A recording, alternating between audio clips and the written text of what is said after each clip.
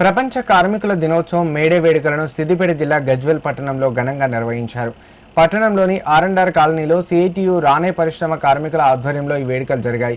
కార్యక్రమంలో మున్సిపల్ కార్మికులు, rice mill పరిశ్రమ కార్మికులు, అలాగే వివిధ సంస్థల్లో పనిచేస్తున్న కాంట్రాక్ట్ అవుట్సోర్సింగ్ కార్మికులు పెద్ద ఎత్తున పాల్గొన్నారు. వారు భారీ ర్యాలీగా చేరుకొని తమ ఐక్యతను ప్రదర్శించారు. ఈ సందర్భంగా సిఐటియు సిద్దిపేట జిల్లా అధ్యక్షుడు సందెబోయిన ఎల్లయ్య, ఉపాధ్యక్షుడు బండ్ల స్వామి మాట్లాడుతూ కార్మికుల హక్కుల కోసం సుమారు 140 సంవత్సరాల క్రితం ప్రారంభమైన మేడే పోరాట స్ఫూర్తిని కొనసాగించాల్సిన అవసరం ఉందన్నారు. 24 గంటల పని విధానాన్ని వ్యతిరేకిస్తూ కార్మికులు చేసిన పోరాటాలే నేటి మేడేకు పునాదిగా నిలిచాయని గుర్తు చేశారు. కేంద్ర రాష్ట్ర ప్రభుత్వాలు కార్మికుల హక్కులను కాలరాస్తూ కార్పొరేట్లకు మద్దతు ఇస్తున్నాయని ఆరోపించారు. కేంద్ర ప్రభుత్వం ప్రవేశపెట్టిన 4 లేబర్ కోడ్స్ కార్మిక వ్యతిరేకమని పేర్కొంటూ వాటిని వెంటనే రద్దు చేయాలని డిమాండ్ చేశారు. అలాగే పనికి తగిన వేతనం, గౌరవప్రదమైన జీవనం కోసం కార్మికులు ఐక్యంగా పోరాడాలని పిలుపునిచ్చారు. మేడే 140వ దినోత్సవం జరుపుకుంటా ఉన్నాం. ప్రధానంగా భారతదేశంలో నరేంద్ర మోడీ ప్రభుత్వం కార్మిక చట్టాలు మొత్తం రద్దు చేసి ఈరోజు పోరాడి సాధించిన హక్కులు మొత్తం కూడా కలరాయడం జరిగింది. దాని వ్యతిరేకంగా ఈరోజు పోరాటం చేయాల్సిన అవసరం ఉంది.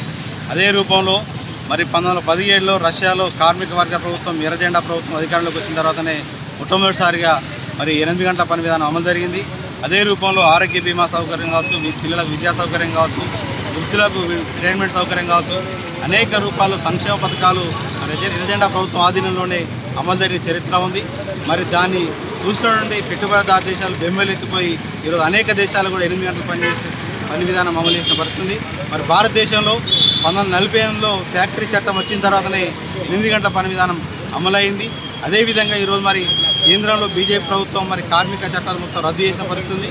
మరి ఇప్పుడు 12 గంటల పని విధానం అనఫిషియల్గా ఇప్పటికే అమలవుతున్న పరిస్థితుంది. మరి ఏప్రిల్ నుంచి 2026 ఏప్రిల్ నుంచి కూడా కొత్త లేబర్ కోడ్ల ద్వారా ఈరోజు కార్మిక హక్కులు మొత్తం హరించబడి, అందుకోసం రేపు రాబోయే కాలంలో ఈరోజు కార్మిక వర్గం పరిస్థితి పీనం మీద నుంచి పొయ్యిలబడ్డ పరిస్థితుంది. పోరాటాలు తప్ప ఇంకో మార్గం లేదు. అందుకోసమే ఏ యూనియన్, ఏ సంఘం, ఏ జెండా లేనటువంటి నోయిడా జాతీయ రాజధాని చుట్టుపక్కల కార్మిక వర్గం కూడా సుమారు 50,000 మంది వారం 10 రోజులుగా సమ్మె చేస్తూ ఉన్నారు, పోరాటాలు చేస్తూ ఉన్నారు. మా బతుకులు ఆగమవుతుందని చెప్పి ఉద్యమాలు చేస్తున్న పరిస్థితి. రేపు అదే స్పీడ్ తీసుకొని మరి అదే రూపంలో మేడే స్ఫూర్తి తీసుకొని మరి పోయిన చట్టాలు ఏవైతున్నాయో వాటిని రక్షించుకోవాల్సిన అవసరం ఉంది, తెచ్చుకోవాల్సిన అవసరం ఉంది. కార్మికుల యొక్క స్ఫూర్తి దినము, ఒక దీక్షా దినము. మేడేను స్ఫూర్తిగా తీసుకొని మనం ఇప్పటికే స్వాతంత్రం రాకముందు నుంచి అనేక కార్మిక చట్టాలను సాధించుకున్నట్టు పరిస్థితి ఉంది. ఆ 29 కార్మిక చట్టాలను ప్రస్తుతం కేంద్రంలో ఉన్న బీజేపీ ప్రభుత్వం 4 లేబర్ కోడ్గా తీసుకొచ్చి అప్పుడు ఏదైతే 24 గంటలను 8 గంటలు పని, 8 గంటలు విశ్రాంతి, 8 గంటలు వ్యక్తిగత పని కోసం చేసుకున్న విభజన ఏదైతుందో దాన్ని ఈరోజు తుంగలో దొక్కే ప్రయత్నం చేస్తూ ఉన్నారు. అంతేకాకుండా ఈరోజు కష్టజీవులన్నా, పేదవారన్నా వారికి కనీస వేతనము ఒక కుటుంబం బ్రతకడానికి నెలకు 26,000 రూపాయలు ఇవ్వాలని డిమాండ్ చేస్తున్న ప్రభుత్వాలు పెడచెవిన పెడతా ఉన్నాయి.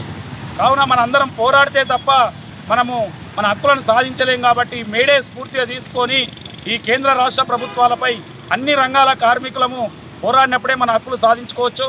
ఇటీవల చూసినట్టుంటే నోయిడాలో ఇప్పుడు జరుగుతున్న యుద్ధ ఫలితంగా గ్యాస్ రేట్లు, రవాణా భత్యాలు పెరుగుతున్నాయని చెప్పి 50,000 మంది కార్మికులు రోడ్డు మీదకి వచ్చినప్పుడు అక్కడ ఉన్న ఉత్తరప్రదేశ్లో ఉన్న ప్రభుత్వం స్పందించి వాళ్ళకు ఏదో సూచనాప్రాయంగా జీతాలు పెంచినటువంటి పరిస్థితి ఉంది. కార్మికులు కనుక కన్నెర చేస్తే ఈ ప్రభుత్వాలకు పుట్టగతులు ఉన్నామని చెప్పి ఈ మేడే దీక్షా దినంగా మేము హెచ్చరిస్తున్నాం.